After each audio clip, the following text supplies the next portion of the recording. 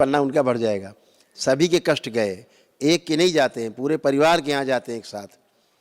एक आदमी वैदिक प्रक्रिया करता है, पूरा परिवार स्वस्थ होता है। यही तो वैदिक प्रक्रिया है। और कई साधु संतों को हमने वीडियो देख लिया, तब से हमें इतना वो हो रहा है।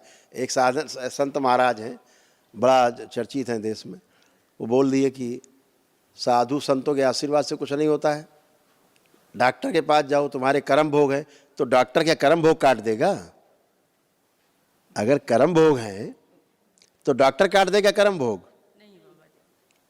गुरु कृपा से ही जाता है, ईश्वर की कृपा से ही जाते हैं सभी कर्म भोग कटते हैं, जो इस दरबार में कटते हैं।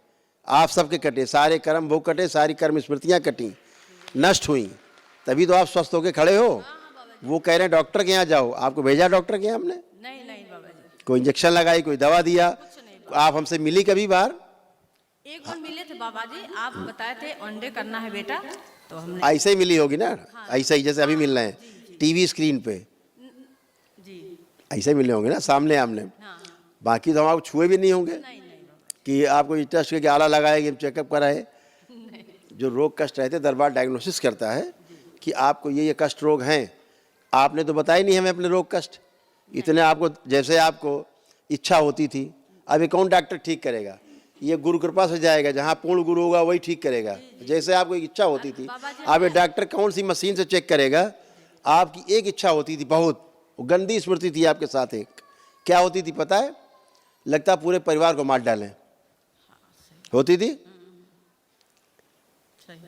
लगता था ये सब गलत है और हम ठीक है, हम सही हैं। अभी किस मशीन से टेस्ट करेगा डॉक्टर?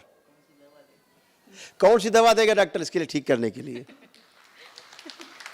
अब आपको लग रहा है परिवार कैसा लग रहा है? परिवार अब आपको अपना वही परिवार बहुत अच्छा लग रहा है, बहुत अच्छा लग रहा है। वही लगता था कि इनको मार डाले जान से, सबको मार दे जान से। ये बात सही बता।